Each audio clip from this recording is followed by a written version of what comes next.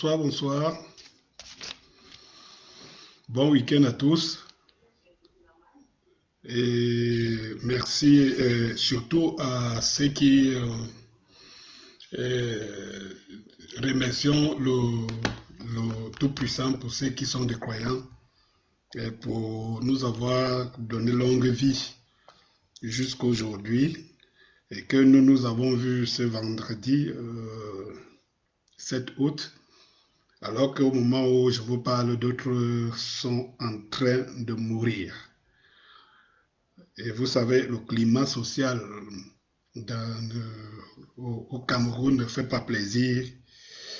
Et on a beaucoup plus tendance à perdre à partir qu'à rester, partir du physique. Ça veut dire que chercher à traverser les frontières, aller même dans les pays moins nantis que le Cameroun pour pouvoir survivre, ou alors tout simplement mourir. Et vous savez, au Cameroun, quand un mot ne dit rien à quelqu'un, si vous mourrez, c'est que vous êtes parti. Et j'aimerais seulement vous rappeler qu'à l'heure où on vous parle, il y a par exemple les anciennes lois des lions indomptables qui sont morts, les huit pauvres fédés, les cinquante, quoi, qui est encore dernièrement l'ancien capitaine des Lions d'ailleurs. Et ce qui est malheureux, c'est que tout ce beau monde disparaît dans l'anonymat total.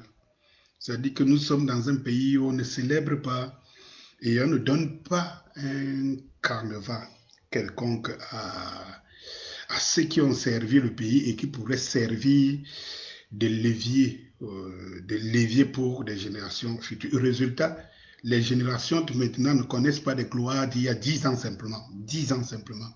Parce qu'aller demander à quelqu'un, à un garçon de 30 ans, je dis bien 30 ans, alors qu'il a vécu autant de lui, Paul Fédé, de toutes ces gloires, aller leur demander à quelqu'un de 30 ans s'il connaît lui, Paul Fédé. Aller demander s'il connaît Stephen Tato. Comment se fait-il que des gens qui ont moins de 20 ans de gloire, moins de 20 ans de gloire, ne sont pas connus par des trentenaires? Quelle est la société que Paul Biya est en train de nous laisser comme héritage? C'est bien beau de parler, hein, d'être dans le camp des gagnants, parce qu'il faut expliquer ça comme ça, dans le camp des gagnants, ou ne pas être dans le camp des perdants, c'est bien beau. Mais il y a une réalité qui est une triste réalité. Comment se fait-il que dans une société comme la nôtre, vous avez des gens de 25 ans qui ne connaissent pas des gloires et des héros, hein, qui ont servi la nation il y a simplement 15 ans? Ils ont oublié. Cette culte de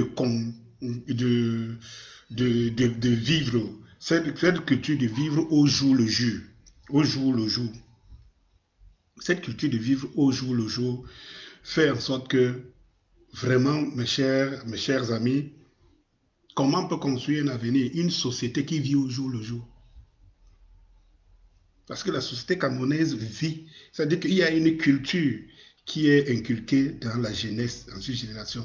Cette culture veut que les gens vivent au jour le jour. Ils consomment l'instant. Quel que soit lambda, quel que soit le drame, les gens consomment l'instant. Et c'est un problème. C'est un véritable problème. Il faut le trouver ceci. Oui, M. Blaise Aboudi, je pense que, oui, si je me trompe, tu peux me corriger. Je ne suis pas un être parfait. Si ce n'est pas que je ne tue pas Sincotte, oui, désolé, je ne tue pas Sincotte, je suis désolé, je ne veux pas tuer Sincotte. J'ai juste prononcé donc, un mot comme ça, là, j'ai juste prononcé lui, mais il y a beaucoup de gloires, d'anciennes gloires, qui ne me reviennent pas là dans la tête, les Massing. J'espère que Massing, je voulais parler, je crois, de Massing, parce que c'était une connotation bassa qui est... bon, ok, cela n'est pas le problème. De toutes les façons, je voudrais dire une chose, c'est que ne cessons cette façon de voir des choses. Et j'ai l'impression que cette façon de voir des choses se communique déjà à partir des gens, de nous-mêmes dans nos maisons. Nous n'arrivons pas à partager, à donner. C'est pour cela que je fais cette chanson il y a quelques années et tout. Et je pense pour moi, pour ma part, de toutes mes chansons, c'est une chanson que d'ailleurs je vais faire le remix bientôt et que je vais remettre en actualité parce que pour moi elle résume et je suis étonné de savoir que 10 ans plus tard, j'ai la même impression du Cameroun, 10 ans plus tard. C'est que je donne comme testament à mon enfant et tout être humain, tout Camerounais digne de ce nom, responsable, devrait se dire qu'il doit enseigner quelque chose à sa progéniture, ou alors de toutes les façons à des générations qui viennent. Parce que si tu as ton ami ou tu rencontres un enfant en route, vous voyez que les professeurs et les enseignants, on les a enlevés le plus-value qu'ils avaient. Je vous ai dit dans une vidéo précédente que à l'époque, on avait peur quand ton parent te disait que je vais aller me plaindre chez ton enseignant. Oh non, tu te mettais à carreau, quoi, à la maison. L'enseignant avait une... Je veux dire, l'enseignant avait une valeur. Oui, et c'est dans l'enseignement que ces valeurs devaient être partagées. Vous vous rendez compte que s'il n'y a pas de transmission, c'est parce qu'à partir de l'école, de nos manuels scolaires, on ne donne pas une culture de transmission. Les enfants devaient évoluer en sachant qu'il y a 10 ans, le Cameroun était en Coupe du Monde, tel était capitaine, tel autre était ceci, voilà les voies. Si ça s'enseignait de s'enlever, ça restait imprimé dans les livres. Ça restait imprimé dans les livres, dans les manuels scolaires. À tous les niveaux, vous allez vous rendre compte qu'on ne devrait pas perdre les traces de nos héros qui devraient être justement des références pour des générations futures. À ce niveau, intervient encore l'école. Et c'est ça à quoi l'école devrait être au service de la société camerounaise. Donc, quand on arrive à évacuer le vécu, les références des Camerounais au quotidien, on arrive à cette espèce de société qui est perdue, totalement perdue. Prenez un exemple, prenez un garçon bonjour Justin, Justin Foukoui, bonne arrivée dans notre dialogue de tout le temps pour sensibiliser. Et rendez-vous compte, je disais, prenez un garçon de 25 ans aujourd'hui, un garçon de 25 ans, demandez-lui, un garçon de 25 ans, parlez-lui de lettre au président de Valsero d'il y a 10 ans, d'il y a 12 ans. Il ne connaît pas. Il ne connaît pas. Pourquoi? Parce que comme il n'y a pas de référentiel, il n'y a pas de transmission. Il arrive qu'on oublie. Et puis chaque société, chaque génération maintenant se construit dans le vide. C'est-à-dire que les gens se lèvent le matin à partir du moment où ils commencent à avoir une prise de conscience. Ils ont la télé, ce qu'ils voient à la télé, c'est ce qui devient leur référence. Oui, et ça ne se construit à partir de rien. Et vous vous demandez toujours s'il y a un capitaine dans ce bateau. Mon intitulé tout de suite, c'est « Je réponds à Célestin Jamel ». Mais avant d'y arriver, comme vous le savez, je fais un panorama de la société. Il y a beaucoup de sujets. Mais ce que je voudrais vous dire, c'est qu'il faut prendre ça en compte. Et si à l'école, on ne l'enseigne pas, mais on n'a plus le temps, il faut au moins que nous ayons des références. Je pense qu'il y a quand même des gens qui sont dans ces pays qui pourraient écrire ou ne serait-ce que faire des photos. Comme vous voyez par exemple, moi je vous dis, je suis architecte de formation. Mais Regardez, il y a dans les différentes filières d'architecture, dans les différentes filières d'architecture, il y a par exemple une filière d'architecture des monuments historiques. Et ma foi, vous faites 6 ans, 7 ans à l'école pour une filière d'architecture des monuments historiques. C'est-à-dire que pour arriver à déchiffrer, à comprendre comment cette architecture, cette cathédrale que vous voyez, cathédrale Notre-Dame de Victoire, cet édifice, donc qui est construit à plusieurs niveaux et qui ne comporte pas un seul fait dedans, et les formes, ces formes il y a 200 ans, 300 ans, 400 ans ont été formées. Mais vous savez comment ça se transmet? Ça se transmet par des images, par des ateliers, ça se transmet par des visites des sites historiques, ça inspire et tout.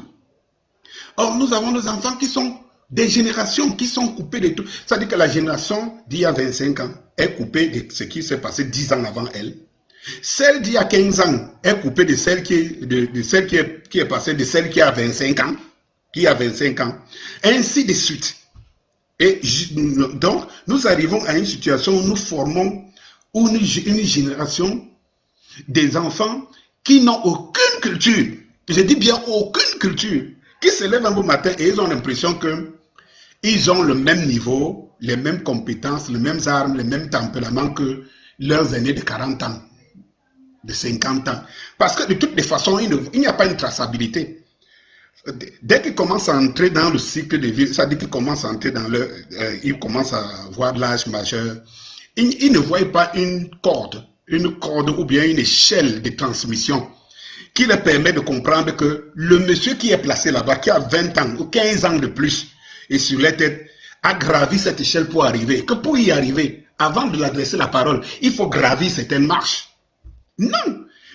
Cette génération ne voit rien. Ils ne voient pas, il n'y a rien dans l'intervalle. Donc du coup, vous voyez une fille qui dès qu'elle commence à coucher avec un homme d'un certain âge, du coup elle a l'impression qu'il n'y a pas une différence entre elle qui a peut-être 16 ans ou 18 ans et une fille qui a 30 ans ou 35 ans. Il n'y a même pas une différence entre elle qui a 18 ans et ma foi, qui n'a pas eu la chance d'aller à l'école ou bien d'avoir une formation quelconque, et celle qui est éduquée dans un environnement qui s'y prête. Il n'y a pas. Ce qu'elle retient, c'est que celle-là est une femme comme elle, avec les seins comme elle. Peut-être même qu'elle est mieux formée, je parle en termes de forme physique, que cette dernière. Voilà ce qu'elle retient. Au point où, si celle avait lui dit, comme tu vois la petite soeur, telle chose, elle a l'impression que celle n'a rien à lui dire.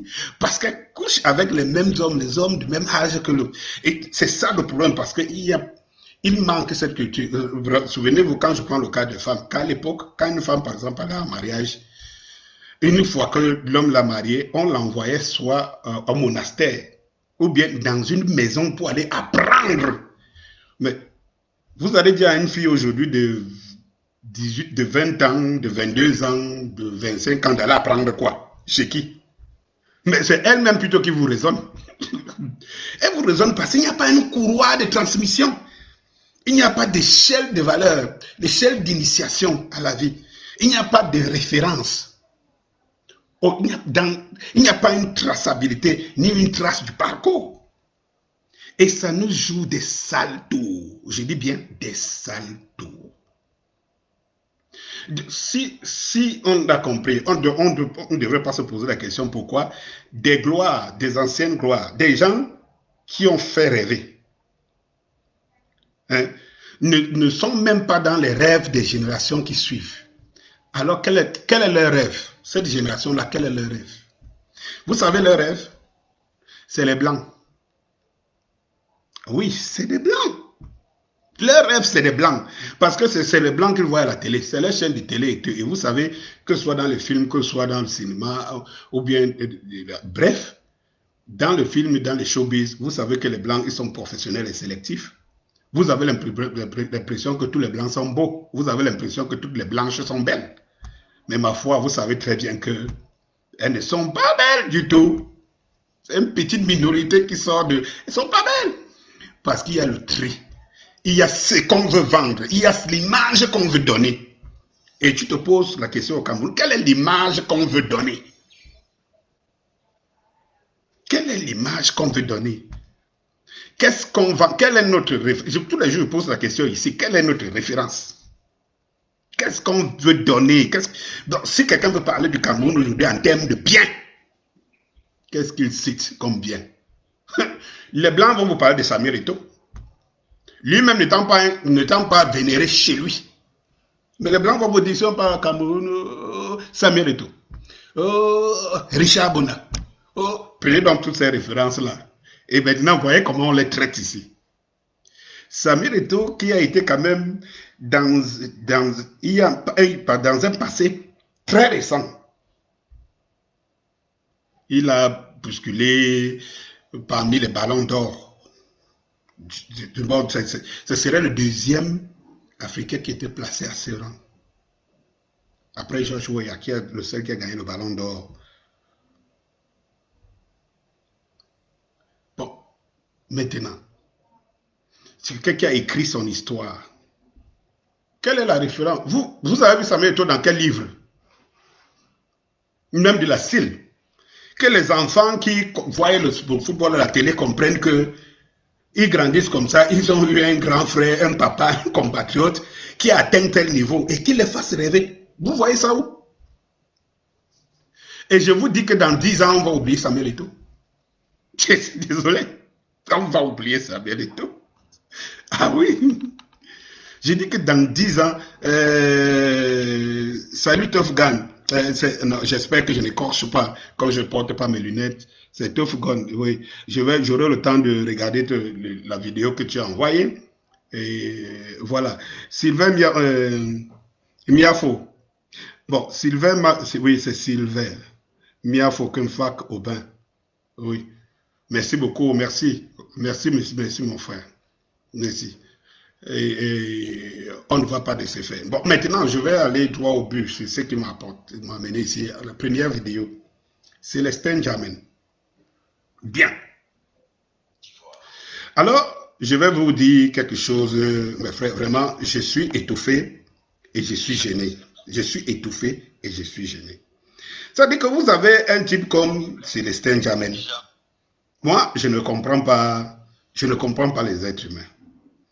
Vous avez un gars comme Célestin Jamin qui se lève un matin et qui vous dit, il a un discours qu'il tient depuis pas mal de temps là, vraiment. Un discours, si vous avez remarqué, il y a un discours que ce Célestin Jamin tient depuis un bon bout de temps. Cette référence, il est très courroucé du fait que le MRC, je vous dis toujours que je ne suis pas du MRC, hein. Moi je me réclame de l'UPC des fidèles, l'UPC originel. Et comme je vous dis, je continue à croire, à le dire, que l'UPC originel, ça veut dire que l'idéologie UPCiste, qu'on appelle l'UPCisme, c'est le centre de l'évolution du Cameroun. C'est-à-dire que nos pères fondateurs d'une société libre et indépendante économiquement et politiquement et je ne sais pas quoi encore, avaient tout pensé. Qu'est-ce qu'on voulait pour que le Cameroun soit prospère.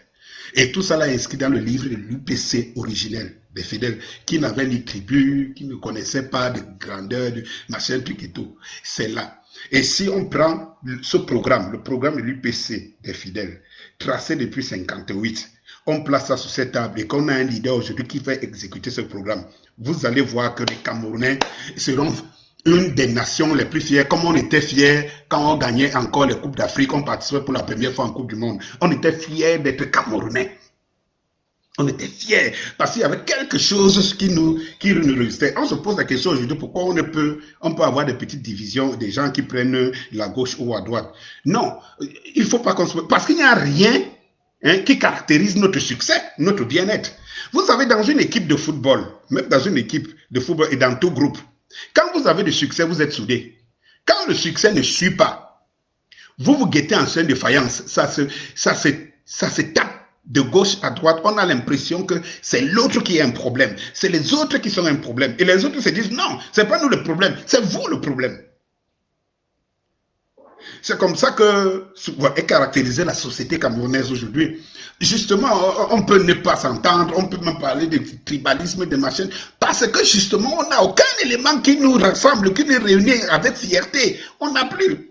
Jadis, il y avait le football. Avant, au temps d'Aïdjo, il y avait des fleurons. Oh, je savais que Camerco, c'était la fierté du Cameroun. Tu étais fier comme ce qu'on dit. Tu vois la Cameroun Airlines. Pardon, tu vois la Cameroun, c'était une fierté. C'était un des fleurons de l'aviation en Afrique.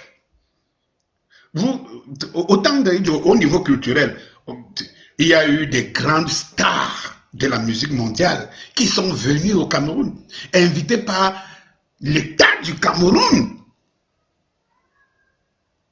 Des méga concerts de James Brown et tout cela. Il y en a eu au Cameroun, mais aucun livre d'histoire n'écrit nos grandes pages. Nos livres d'histoire et nos manuels scolaires sont vides. Des référentiels camerounais sont vides. Vides. Oui. Et autant, comme je disais, autant on gagnait les Coupes d'Afrique, autant on participait pour la première fois à la Coupe du Monde et tout cela, c'était une fierté. On s'embrassait en route, on courait. Aujourd'hui, regardez, même quand le Cameroun gagne, ce n'est plus un exploit. Ça disparaît. La culture de la niaque, de la gagne, la culture de la suprématie. Maintenant, après, tu vois, donc, ça n'est au côté. Bien, je reviens sur Célestin Djamène. Il dit, j'ai l'impression qu'il y a des gens qui pensent que après une lutte, il se doit une récompense, parfois individuelle. Tu ne peux pas faire une lutte, tu te dis que tu fais une lutte commune, mais tu donnes l'impression aux gens que tu veux une récompense individuelle dans une lutte commune. Monsieur Célestin Djamène, j'ai noté ça quelque part, je ne sais pas où. Oui, attendez quelques minutes. J'ai noté quelque part parce qu'il y a des choses qui s'envolent. Je n'ai pas mes lunettes avec moi. Bon, sûrement, je n'ai pas noté. Je croyais avoir noté. Oui, je crois. Voilà ce que la question que pour Célestin Djamène pose. Dit, pas qu'il pose. Et je crois que c'est David Eboutou qui a envoyé cette histoire, ces propos qu'il a tenus, je crois, à Michel de la Place, nous sommes en publicité, les propos qu'il a tenus et qui tient régulièrement depuis que le MRC, le parti qu'il a rejoint quelques mois plus tôt, simplement. Il a rejoint le parti quelques mois plus tôt. Quand je dis que les gens, je ne sais pas comment les gens peuvent s'entêter de démontrer aux yeux du monde des petits calculs politiques.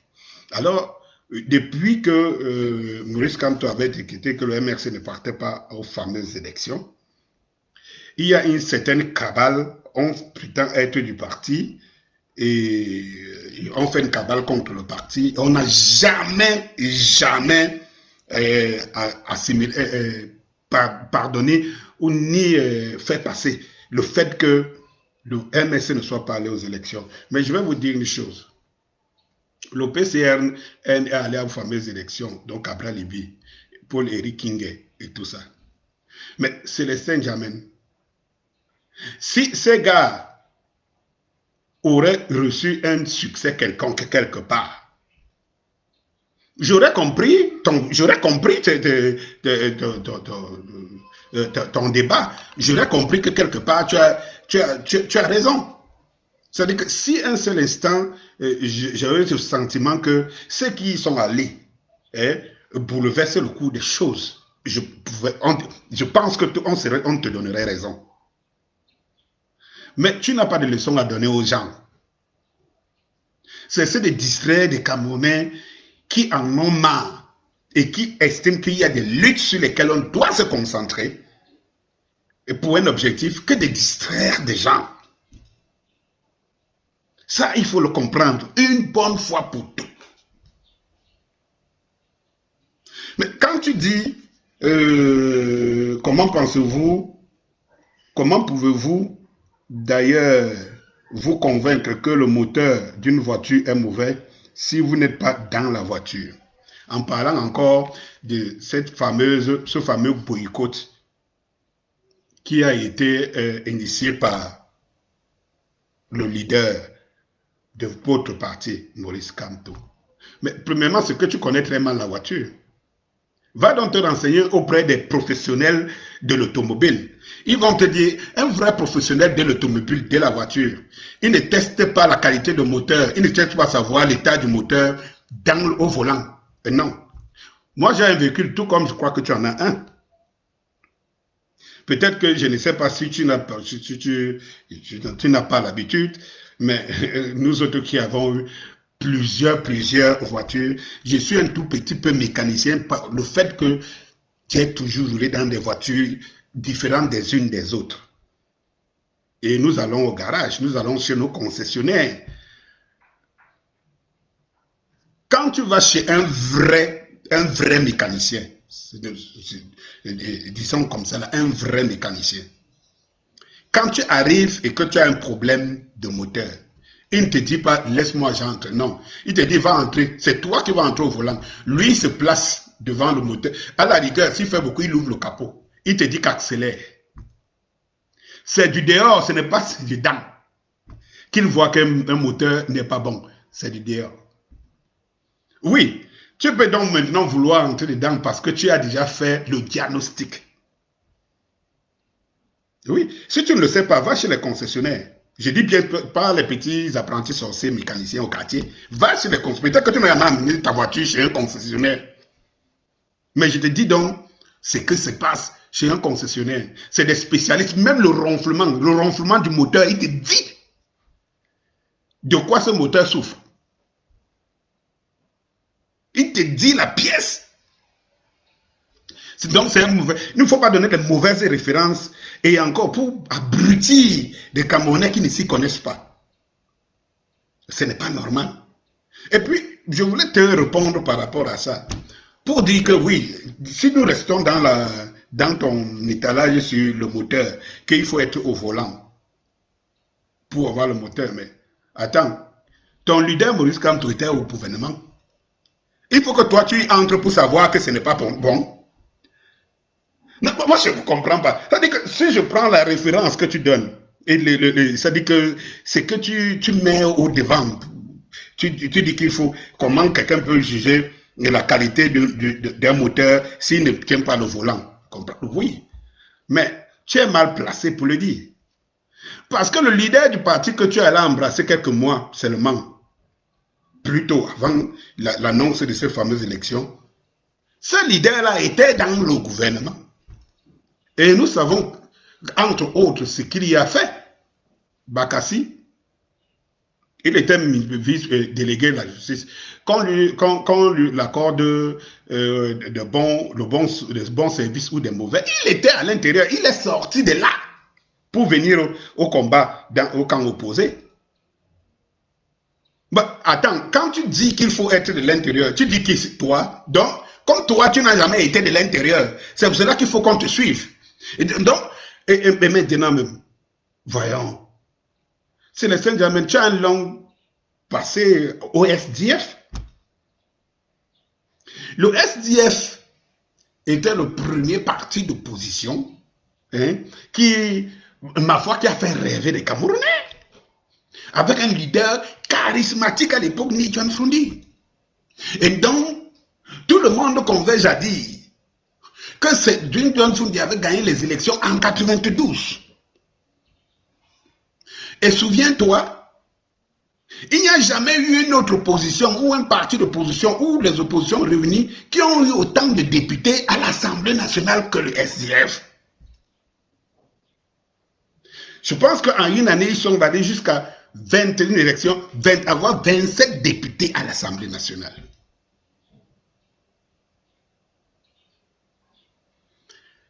Le SDF n'a rien influencé, ni rien gagné à l'Assemblée nationale.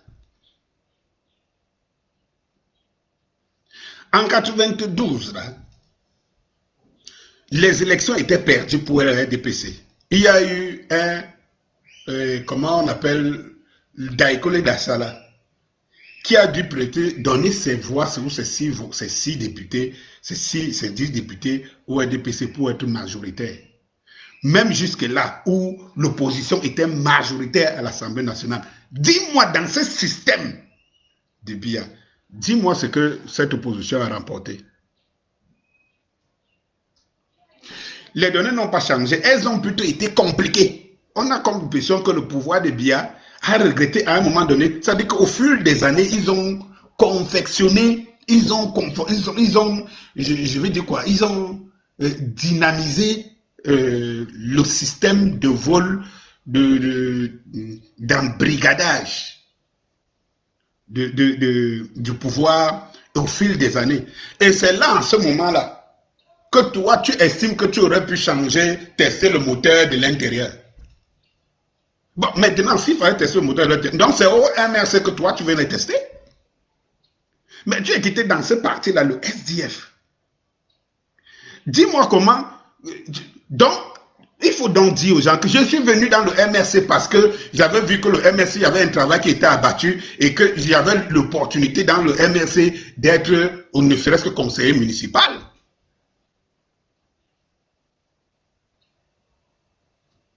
Je suis sûr qu'on te comprendrait. On te comprendrait. Mais malheureusement, quand tu viens dans un parti... Bonjour à toi, Joey Chamakam. Bonjour. Bon, je dis bien bonsoir. Bonsoir. J'oublie même la notion de temps. Permets-moi, c'est l'émotion. C'est-à-dire qu'en fait, un beau matin, que ton calcul était vrai, un calcul de passation. Mais il ne se fait pas tard. Va t'associer à Cabral Libi, à Eric King. Je pense qu'au moment où je vous parle, je crois qu'Eric King est à Ezeka. Et il y a une belle entente entre des gens qui pensent qu'ils sont des fingons. C'est-à-dire qu'ils passent par le peuple pour se donner, pour trouver une voie, pour trouver une faille. Vas-y, mais allez-y. Le peuple ne se ressent pas en cette chose-là. Quand on dit, le peuple vous montre que sans parler, sans manifester, il vous montre à travers des actes quand même minimaux qu'il pose. Il vous montre que voilà les voies qu'il veut. Quand vous êtes d'élection, ils ne partent pas. Quand quelqu'un leur dit les élections ne sont pas crédibles, ils ne partent pas. Est-ce que vous savez qu'à chaque fois, moi je ne vous comprends pas, vous êtes des spécialistes en politique. Moi je ne comprends pas comment vous n'avez pas une lecture binaire, une lecture basique de la politique. La politique est axée sur le peuple, la démocratie est axée sur le peuple. Le peuple c'est le pouvoir souverain, même comme il n'est pas au Cameroun. Mais le peuple c'est le peuple. Et vous savez que la voie de la démocratie c'est la voie de la majorité. Vous avez une majorité qui refuse d'aller dans une élection. Rien qu'à partir d'un mot d'ordre, ils refusent. Une seule phrase, ils refusent. Ils ne partent pas aux élections. Et vous estimez que vous êtes plus intelligent que tout ce peuple-là. C'est 70%, je dis bien de 70% d'inscrits. C'est 70% d'inscrits. Donc, qui sont disposés et disponibles pour aller voter. Qui refuse d'aller voter à partir d'un mot d'ordre? Vous pensez que c'est une imbécilité? Alors que vous menez des campagnes et des campagnes pour qu'ils aillent voter. Mais il y a un seul mot d'ordre, ils ne partent pas. Comme ils ne peuvent pas aller manifester en route, comme ils ne peuvent pas s'exprimer ailleurs, autre, ils vous expriment ce qu'ils pensent à travers l'abstention. Et tu as le courage, si tu milites pour ce peuple-là, tu as le courage de montrer ton aigreur et vraiment ton malaise du fait qu'on ne t'a pas permis d'aller à cette élection contre le peuple, contre les 70% des votants. Il faut réviser vos discours. Hein. Vous, les petits politiciens du Cameroun, là, il faut réviser vos discours. Parce que c'est incompréhensible. Cabral est donc allé au député. Il a même pour ce qu'on lui a donné parce on voulait les Fingons qui donnent l'image que la démocratie au Cameroun, elle se porte très bien. Paul Éric Ngué. Même comme, voilà donc quelqu'un de très controversé. Moi, je ne sais pas. Si quelqu'un croit à un Paul Éric Ngué, je ne sais pas à qui ne va pas croire s'il ne croit pas au diable. Parce que je ne comprends pas comment quelqu'un va te dire que j'ai étudié telle personne et j'ai vu que son programme, même si on utilise ses mains, même à 40%, le pays sera bien. Et la personne vous dit après, et un vieux dans la politique, j'ai dit un vieux dans la politique, et que lui, il sait qu'il a fait plus de 9 ans de prison politique. Un ancien maire devenu maire, un vieux dans la politique, qui vous dit, comme Momo, il avait dit qu'il s'est trompé. Ça dit que c'est terrible. Si, avec le background que tu entres en politique, avec le temps que tu as mis et l'expérience et tout, tu peux dire en un clic que tu t'es trompé. Moi, je te crois encore. Si avec tous les arguments que Paul-Éric Ngué a pu donner par rapport au MRC, et qu'ils disent, juste quelques temps après, que non, c'est le plus mauvais, c'est le plus... Alors que c'est lui qui donnait tous les arguments pour démontrer que comme tout, avec des preuves, non seulement il donnait les arguments, et il démontrait qu'il a bien étudié et que le programme de Camto s'associait à son programme. Donc il se trompait lui-même comme opposant. Même dans son programme politique, de son parti politique, il s'est trompé. Non. Non, les politiques camerounais, non. Non, ayez au moins honte de vous. Je ne sais pas si vos enfants vous suivent. Hein? Souvent, je ne comprends pas. Moi, je ne comprends pas. Je ne comprends pas. Non, tu as encore le temps, Célestin Jamin. Va suivre Kabar Libi. Va suivre Paul-Éric Ngué. Je suis sûr que peut-être vous voyez souvent dans des couloirs pour tu lui dis, Paul, gars, vraiment, on nous a fait ça dur. C'est toi qui avais raison. Je suis sûr. Donc, en fait, qu'est-ce que tu regrettes maintenant? Parce que ce discours ne te quitte pas. Dis-moi ce que tu regrettes. Tu regrettes de ne pas être Kabar Libi, qui est à l'Assemblée nationale et qui n'a même pas pu glaner même une virgule d'attention. C'est ça que tu regrettes. Dis-moi ce que tu regrettes. Tu regrettes Paul-Éric Ngué en allant dans son business de gravier de porcelaine et tout, hein, on a cassé la dynamique qui est somme toute logique. Mais dans un système qui est le nôtre, où le Camerounais, c'est le dernier, dont les dirigeants de ce pays pensent. Vous pouvez mourir, des choses peuvent marcher sur vous, les chenilles et tout ça, là, les engins, les caterpillars, les poplins, on s'en fout éperdument de vous. Dans un système, vous faites des éloges aux gens qui ne vous permettent pas de vous affirmer. Et vous dites que vous êtes politicien. Vous êtes dans la mouvance de ceux qui pensent qu'il faut une opposition politique à une opposition. Paul Éric Ngué, lui, vante même Paul Biya. Il dit même que Paul Biya est plus intelligent que les ministres, que lui-même Paul Biya ne voit pas. Le même Paul Biya qu'on ne voit jamais sur le terrain. On vous dit qu'il est au courant de tout, mais je ne sais pas si un président, son rôle, c'est d'être au courant. Il ne vit pas les choses, il est au courant. Vous savez, quelqu'un qui peut mieux traiter les choses n'étant qu'au courant, sans les vivre. Mais il faut venir au Cameroun pour comprendre, pour entendre ce genre d'ineptie.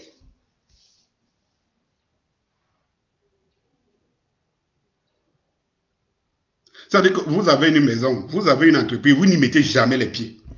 Vous n'avez pas la chaleur de ceux qui vivent, qui travaillent dans votre entreprise, dans votre société. Vous n'avez pas la chaleur, vous ne les connaissez pas, ni de visu, ni de machin truc. Et quand vous dites que, quelqu'un vous dit que vous êtes assis quelque part, vous êtes au courant de tout, et vous dirigez tout, et vous sortez les décrets sans vivre des choses, il faut venir au Cameroun. Et vous avez des gens qui font passer ce genre de discours. Et ils les font passer à merveille. Gouverner dans l'absence. Gouverner sans être à la gouverne. Voilà ce qu'on nous enseigne au Cameroun et on trouve que c'est possible. Non seulement l'âge ne joue pas avec vous, monsieur Paul Biya, quelqu'un qui est 90, je ne sais pas comment on appelle ça en votre bon français. Donc, il menace les 90 ans. C'est-à-dire que l'âge ne permet pas d'être lucide pour faire des jugements. Le pire, c'est qu'il ne s'y connaît pas. Il ne connaît pas les réalités camerounaises. Il ne connaît pas la vie au Cameroun. On parle même des routes et tout ça là qui n'existe pas. Le président de la République n'emprunte jamais ces routes. Ah, comment il peut avoir une bonne visibilité? Dans une logique possible, c'est que le renseignement te fait plutôt te mettre en mouvement. Ça veut dire qu'on vient vous dire que, monsieur le président de la République, les routes ne vont pas marcher. Et puis on voit que vous descendez pour voir, pour juger vous-même de la pertinence des formations que vous avez. Et en ce moment-là, les résolutions qui tombent, on comprend que c'est le président de la République parce qu'il est venu lui-même voir. Vous avez un président de la République qui ne voit jamais rien, qui ne voit jamais, qui n'est nulle part. Et vous dites, il est le grand sage, il gouverne avec maïsra, il est au courant de tout. Au courant de quoi?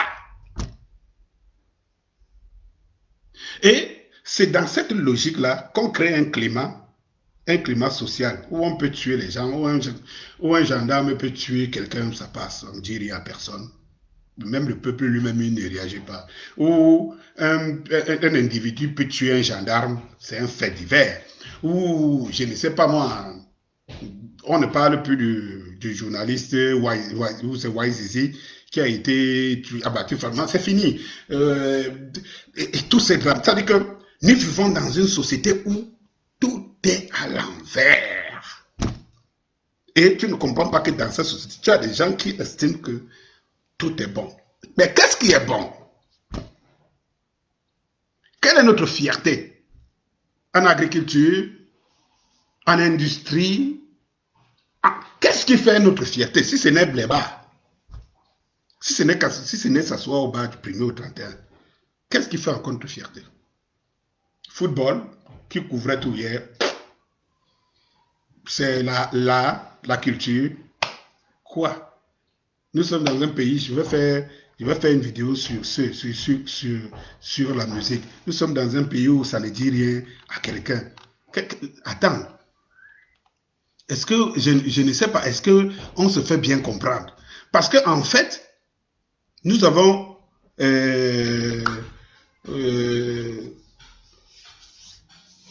oui, Victor Duprince. Oui, comme tu dis, ils sont en politique pour leurs intérêts individuels et ça se voit. Ça se voit. Ça dit que tu as des gens qui estiment que s'ils ne sont pas dans la majorité, et je comprends les Célestins, mais moi je lui dis, il faut être précis, ne joue pas ce jeu. Il faut faire comme les autres. Ça dit que accepte que je veux une place pour être à l'abri du manger et tout. Je sais que la galère sévit, je comprends.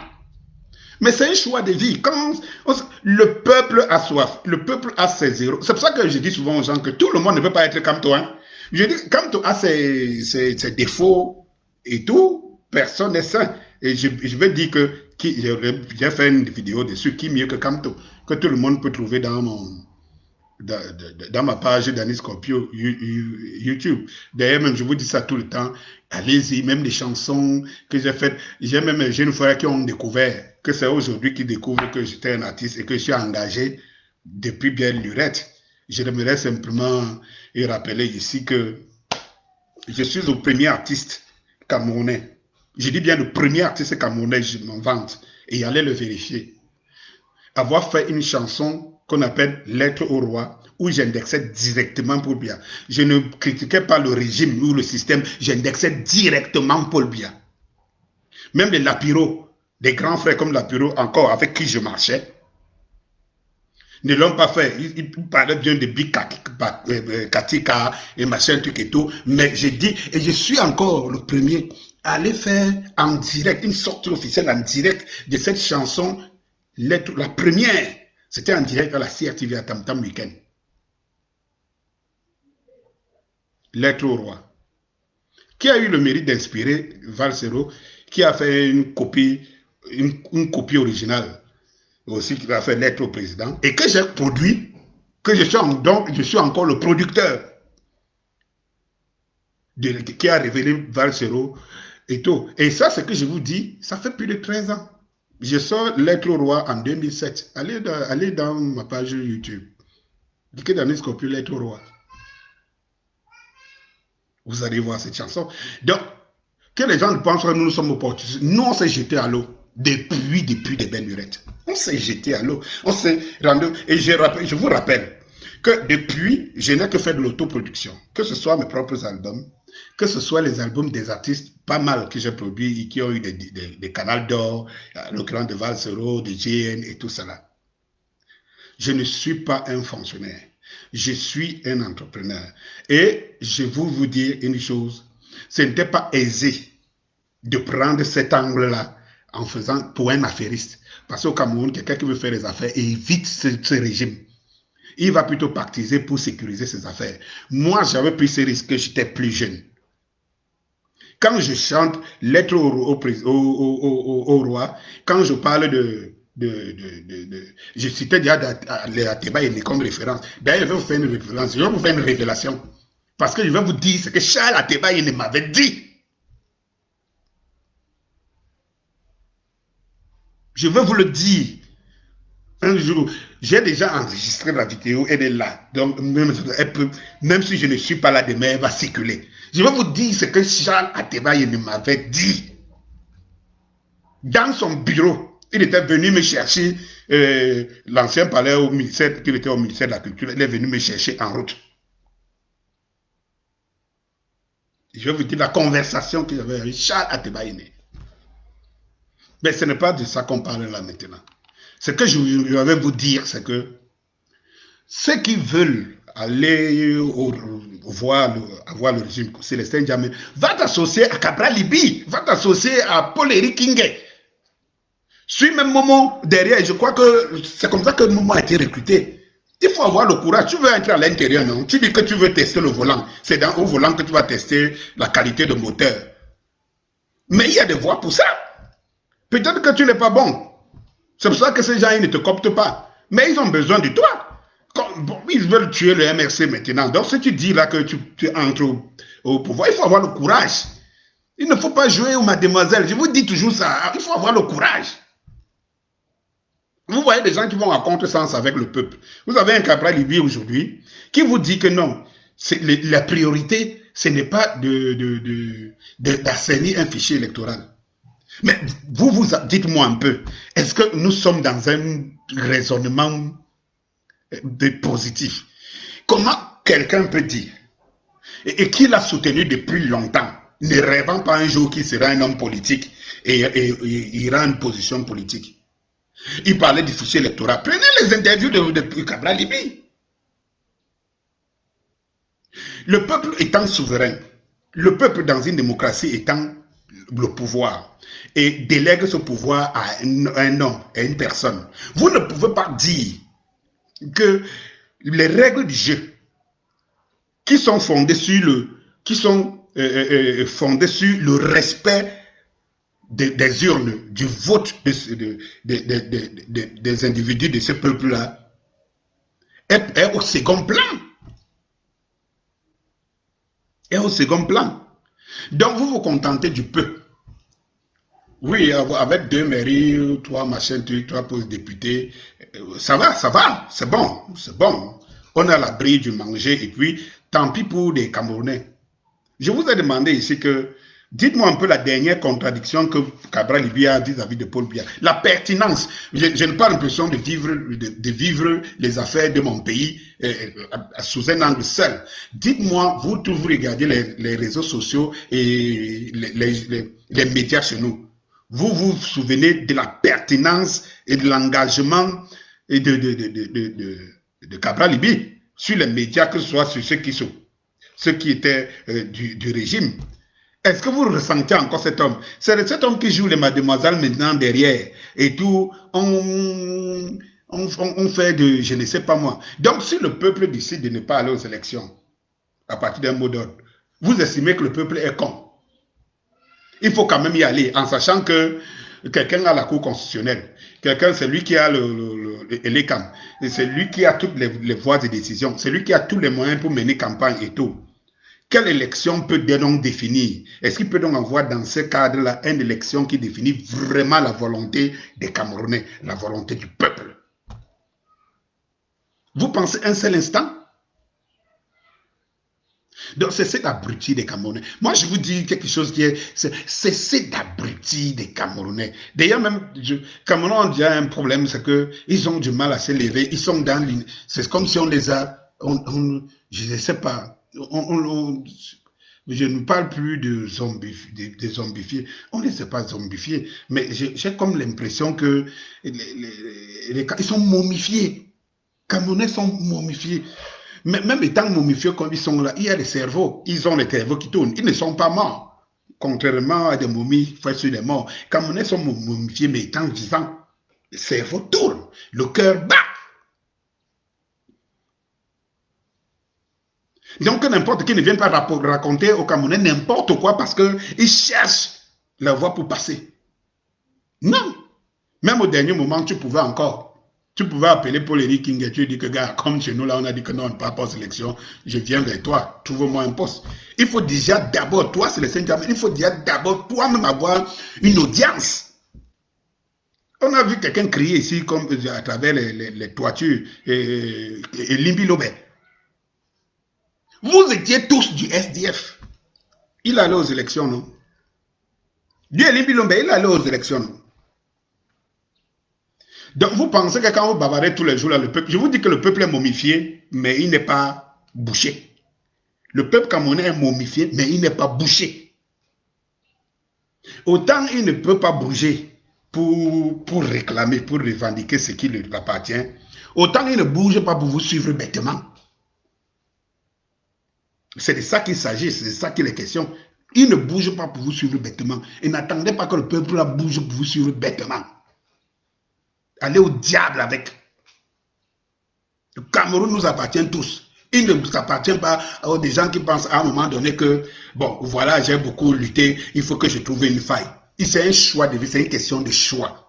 Et c'est pour ça qu'il faut respecter des gens qui se sacrifient. Parce que même dans les luttes, il y a ce qu'on appelle les héros. Et c'est pour ça que je vous ai dit, c'est quand je vous ai dit, c'est qui est mieux que Kamto. Quelqu'un m'a posé la question que, mais tu es de l'UPC et tu propulses Kamto. Non. Et comme j'ai répondu à quelqu'un, un parti politique a un leader, une opposition a un leader. Il arrive tout simplement que Kamto, c'est lui qui requiert toutes les cas. Il a porté ça.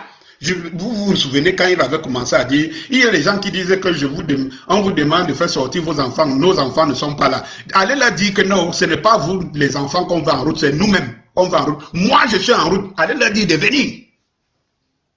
Personne n'a régné. Quand à l'époque, John Frundi menait le combat, on tirait l'eau des excréments sur lui et tout ça. Et parfois, certains membres du peuple étaient derrière, ils en riaient. Bon, si quelqu'un, c'est lui qui remplit toutes ses qualités, pourquoi ne pas être derrière lui? Parce que l'opposition, c'est une opposition. Un parti politique, c'est un parti politique. Mais quand on dit une opposition face à un régime comme celui-là, que on veut à tout prix renverser, il faut un leader. Et quand vous regardez le profil, qui est mieux placé? Et ça m'étonne que quand c'est le Saint-Germain, il réussit à être dans le MRC. Venant du SDF, qui a tourné, comme on disait chez nous, le Polingo. Tourner le Polingo jusqu'à tomber finalement, se rendre compte que Frundi se dit, comme on dit en bêtise, mais oui, je meurs même pourquoi? Je meurs pour des gens qui sont momifiés. Bêta, je prends ma part. Je vous ai dit l'autre jour que allez voir Mota. Allez voir tous ces gars qui sont en prison aujourd'hui. Allez voir comment on les nargue. On leur dit, vous avez choisi, non? Le peuple là encore derrière vous. Comme vous souffrez ici, maintenant vous voyez quelqu'un. On va me dire ça demain. Parce que moi qui vous parle là, je ne soyez pas étonné. C'est pour ça que je vous dis parfois de temps en temps, posez quand même la question si je suis encore libre ou dehors. Moi qui vous parle, j'ai des gens que demain, si je suis arrêté ou sévi, ils vont dire, n'est-ce pas, je t'avais dit que laisse l'histoire là. J'ai même un grand frère qui me dit tous les jours que je t'aime beaucoup. Je t'aime beaucoup. Mais quel est ce pays que parler devient quelque chose de... où tu risques ta vie. Je suis encore dans mon pays, le Cameroun. Non, bêta, je la risque. Je ne suis pas venu sur cette terre pour faire plaisir aux gens. Le Cameroun m'appartient, je n'ai pas choisi de naître ici. C'est une partie qui m'appartient. Et qui appartient à mes enfants aussi. Je ne peux pas me taire. Moi, je n'ai pas fait, je dis souvent ça aux gens, ceux qui veulent entendre. Je ne peux pas me taire. Je me suis donné dans la vie les moyens de pouvoir, je peux dormir 2 jours affamé, mais je ne peux pas dormir 3 jours. Vous pensez que quand je prends le risque d'affronter ces gens-là depuis 13 ans aujourd'hui, à travers des chansons et tout, c'est parce que je manque de quoi, c'est pas parce que j'ai faim. Quand je produis le Val Solo en 2012, j'ai les moyens de la production, non? Je produis, non? Je mets beaucoup de moyens, j'ai mis des millions et des millions, des dizaines de millions dans la production. Et si j'ai arrêté la production, c'est parce que le milieu n'est pas sain. Je ne peux pas continuer à perdre de l'argent. Contre parfois les artistes qui ne sont pas reconnaissants. C'est tout. Mais est-ce que vous pensez qu'il a fallu que j'aille me prostituer quelque part? Ou j'aille tremper quelque part pour pouvoir avoir les moyens? Non, bien le contraire, je peux avoir plus de moyens que ça. Mais comme tout le monde avait peur, quand on me voyait à l'époque, je portais mes locks et mes boucles toujours, et tout, on me voyait, on se disait, ah, tu vas t'associer à ce type-ci, ton image sera ternie. Moi, je connais même des journalistes et qui disaient à leurs collègues que quand ils disaient, il faut inviter Danis Kopi, on disait, invite encore Val Sero, mais n'invite pas son producteur là. Parce que lui, il ne sait même pas nuancer. Il est cru, il est brut. Donc, si tu ne veux pas perdre ton petit pan ici, là, derrière le micro, ne l'invite pas.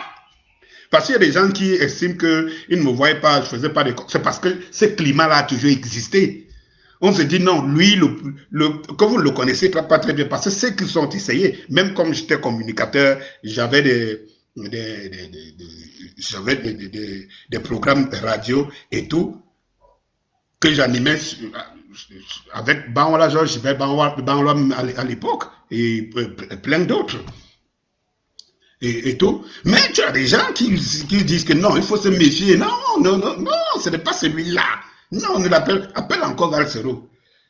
Il s'est dit, il s'est nuancé. Lui, il ne s'est pas nuancé. Donc, voilà l'image qu'on a gardée de moi depuis Belle Lurette. Et je m'en passe. Et je disais bien aux gens, si tu m'invites, ne me conditionne pas. Ne me dis pas, je disais aux médias, quand tu m'invites, ne me dis pas ce que j'ai à dire et ce que je n'ai pas à dire. Donc, si tu es sûr qu'il y a des choses que tu n'aimerais pas que je dise sur ton antenne, ne m'appelle pas. Le jour où je passe à la CRTV pour faire Lettre au roi, je sors mon album État des lieux, pour faire cette chanson Lettre au roi, où j'indexe le président Biya, et je l'appelle le roi de la République, avec tous ces éléments qui suivent. Je donne les bons points de mes points. Quand je sortais de la CRTV, il y a les gens qui m'appelaient pour me demander, quand le soir, on me dit, comment tu as pu faire pour sortir de la CRTV? Vous voyez, on a réussi à installer la peur des Camerounais où ils estiment qu'il y a des choses que quand tu les dis, j'ai une vidéo que j'ai faite, je crois, il y a 1 an, où je disais à M. Paul Biya que non, tu nous hais et je te hais et tout. Je connais beaucoup de gens qui m'ont appelé, qui m'ont dit, non, là, tu fais fort, là, tu fais fort, là. Mais, comme je vous le dis, mes frères camerounais, c'est notre pays. N'ayons pas peur des mots. C'est notre pays. Notre pays. Je n'envoie pas quelqu'un dans la rue aller se faire tuer parce que la réalité, elle est là. Elle est comme ça. Mais la mobilisation, la prise de conscience. Et il y a une façon, on dit même parfois qu'il faut on répond aux imbéciles par un petit coup de silence. Il y a même la manière. Ne restez pas momifiés, mais en même temps, vous avez des moyens à travers une communion, à travers les réseaux sociaux, de faire une mobilisation, de prendre des décisions et des dispositions. Donc, chers frères, je vais m'arrêter là aujourd'hui. Je voudrais tout simplement dire à M. Célestin Djamène que cesse de faire la demoiselle au MSC. Tu ne peux même pas venir entrer dans un parti hier. Tu as quitté d'un parti qui était tombant. Tu es entré en bronze parce que ça se voit très bien. Et comme je dis souvent aux gens, le jour où le RDPC va tomber, va disparaître, ou bien Bibia disparaît et que celui qui vient n'est pas du RDPC, ou bien forme un autre parti, vous allez voir. Il aura les gens comme ça, parce que c'est la réalité camerounaise. Vous allez voir, les gens vont quitter le RDPC, parce que c'est ce qui s'est passé avec l'UNC. Pour ceux qui ne connaissent pas, le parti de Amadou Ahidjo, l'Union nationale camerounaise. Dès que Bia est venu, il a lancé son congrès à Bamenda, il a lancé le RDPC. Tous de l'UNC ont muté, sont transformés en RDPC. Et ici, dans le cas présent, comme le SDF n'a pas pris le pouvoir, parce que toi, c'est le Saint-Germain, je ne pense pas que si le SDF était même ne serait-ce qu'en équilibre avec le MRC, tu quitterais le SDF pour le MRC. Donc, ça montre combien de fois vous êtes en quête d'un poste de... Mais c'est tellement flagrant. Et puis votre leader a donc pris les dispositions, qui ont été même saluées par le peuple, puisque de toutes les façons, le peuple a boycotté les élections. C'est-à-dire que votre leader a décidé de ne pas y aller, et le peuple lui a répondu par oui. Toi, tu es qui? Pour dire que non, tu peux faire une campagne que non, c'est pas bien, tu cites même des groupes de moteurs, alors que tu ne connais pas, peut-être que tu sais même arrêter le volant, mais tu ne sais même pas le bruit du bon moteur, si le moteur est gâté ou quoi. Toi, tu es qui? Mais quand cette société qui ne se construit pas dans la hiérarchie, si tu n'es pas d'accord, tu quittes. Ok. Si tu n'es pas d'accord, pas. Mais il faut respecter la hiérarchie. La hiérarchie a dit voici, vous êtes d'accord ou pas? On ne peut pas être d'accord aucune décision, même dans ta propre maison avec tes enfants.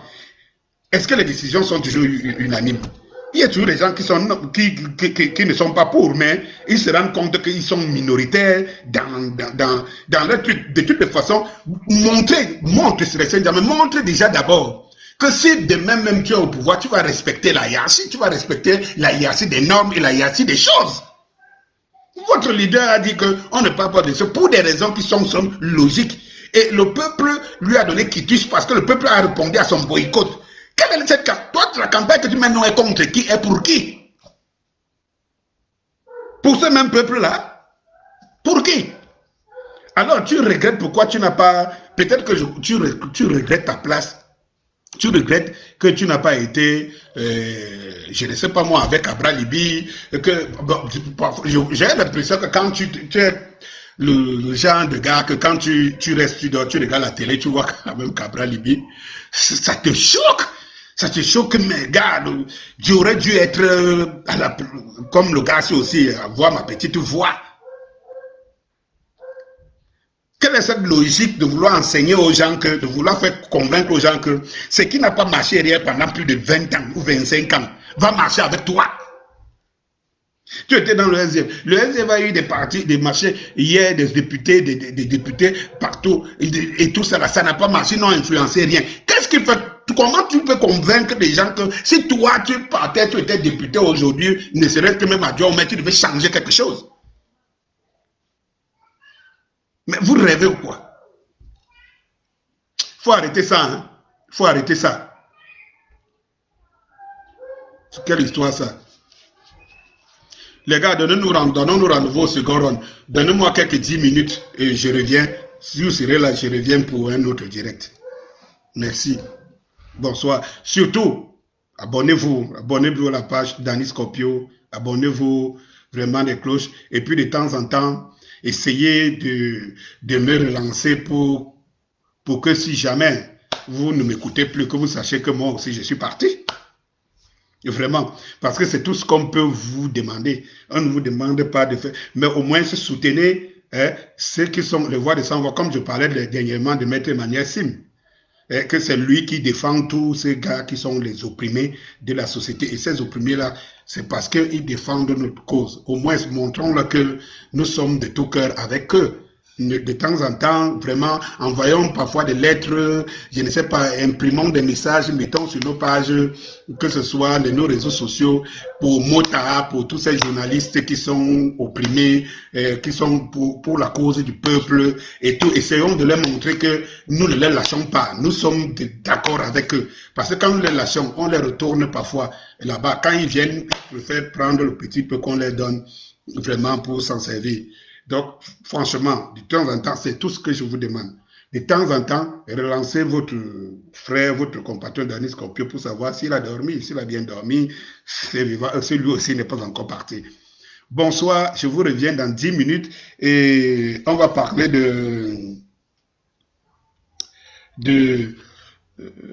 la problématique des sacs de riz. Je reviens, on va parler des sacs de riz. Où sont passés nos sacs de riz? Tout à l'heure.